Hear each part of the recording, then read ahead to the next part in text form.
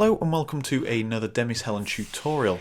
This is going to be based on 3 samples that you can gladly have as a free download, so check the description below for the download.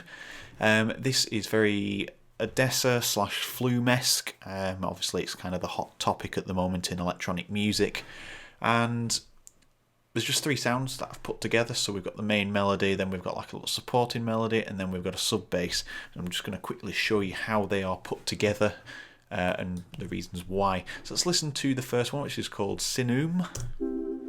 So we've got a nice keys effect, which then suddenly drops a bit of bass in.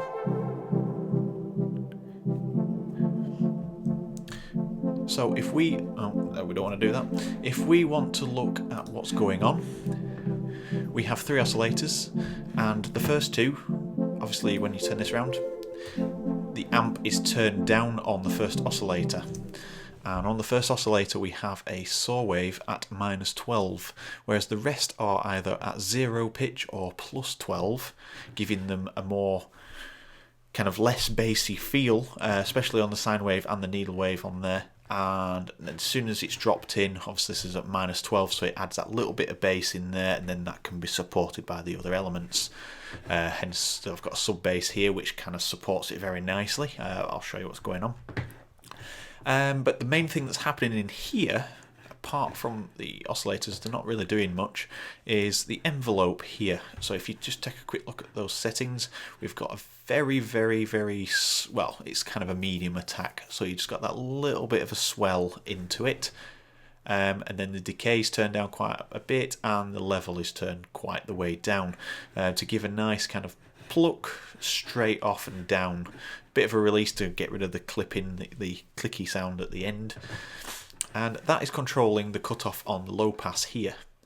So what that's doing is I've got that turned up to about halfway, which is letting that sound pluck through a little bit. So if you just listen to it, if I turn it up, it's just letting it peek through just for that setting there. So if I lengthen that, you're going to get a longer sound. But that's how I want it to be. And then number 2 is the filter, so that's going to turn it up a little bit, because obviously once I get rid of that first oscillator, these are quite distant in the patch. So turning that up obviously turns up the cutoff as well, just to boost the volume a bit without actually physically boosting the amp. And then finally, number 4 is another setting, and it's just to emphasize just a little bit. I've gone down just to give a little bit more emphasis on the kind of the swell, because you can see the attacks there. So that's all that's happening there. And then the main thing that's happening, I've boosted a little bit and just taken away on the shelf. That's just basic EQ settings. On the reverb, I have modulated the size of the room with the LFO, and there's the setting, so it's 1/16, syncopated, and I've just modulated it ever so slightly just to give you a little bit of wobble on the room size. When you move the reverb room size, you'll notice that you get a bit of pitch modulation. It kind of sounds a bit awful, but if you use it creatively, it does sound quite nice on this sound. So that's coupled up with vibrato there. Very slight amount there. So that's it. That's the patch. It's very simple, and I wanted to keep it very simple. I don't even think... Yep, there's nothing on the inserts at this moment. So that's the first sound. So let's just listen again.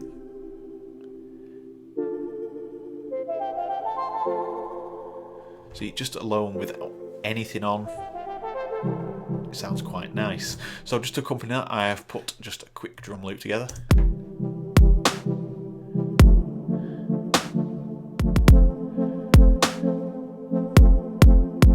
Just to set the scene. And then this is supported by a melody support, which also is a massive patch. As you can see, there is nothing done to this.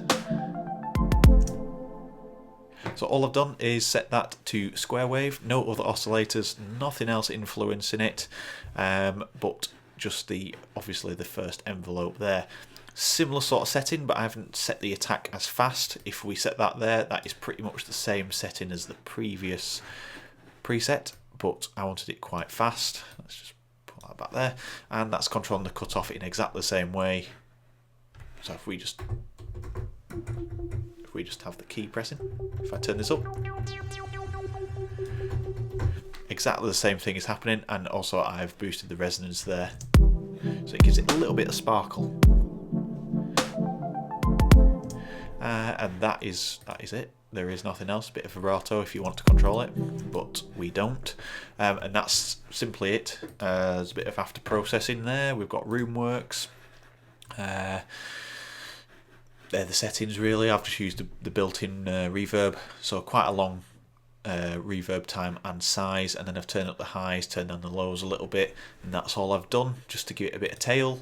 And then I've controlled that with a bit of EQ, just taking away some of these harsher elements for the top end. It kind of peaked a little bit too high there, and just boosted those just to give it a little bit more sparkle. And then finally I've just used a little bit of stereo widening, and I've gone crazy with the width and pushed it to the back of the mix a little bit. So if we listen to that without that on,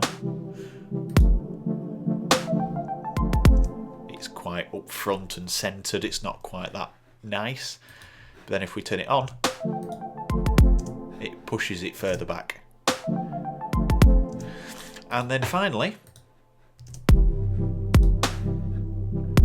we have this sub bass. And just to give it a bit of movement, all I've done, just turn that down a bit, all I've done there is use the cutoff, so low pass 4 again. We've used the LFO here, and I've set it to 2/16. It's syncopated as well, obviously, and then that's controlling ever so slightly the pitch back and forth. The same with the resonance. I've turned it right up just to emphasize the movement, because it wasn't quite so obvious till I used the resonance. And then again, similar preset on envelope 1, which is then attached and dropped, so you get the effect like it's got a bit of a side chain on it every time it hits. So that's it gives a nice effect. So if you took this, for example, and did that, you're going to get nice ducking sound. But obviously you'd have to readjust the settings to work to obviously sharper elements, and I don't want it to work to sharper elements. So that worked quite nicely with some side chain, or even using just Kickstarter on kind of the once per bar setting. And that's it. So those 3 patches are available for download. You can have the sub bass, you can also have the support melody if you so wish to, but that is a very simple patch to create. And then finally you can have this Flume, which I've not spent too much time, but I might develop the preset and bring out a 2.0 with some extra features in there. I did forget to mention on this Flume patch we have got an insert, which is the clip, just to give it a little bit of crunch, just a little bit though, but I suppose we could control that somewhere, maybe with an envelope to kind of make things pop a little bit more, but we might go back to that if you want me to. So that's it. If you like the track, if you like the presets, or if you just like the tutorial in general, give me a thumbs up and leave me a comment. Tell me what you want to see next, and if you already haven't, let's just say that again, if you already have not, subscribe to the channel for more videos, and check out my website, demishelm.com. Thanks for watching, and I'll see you in the next video.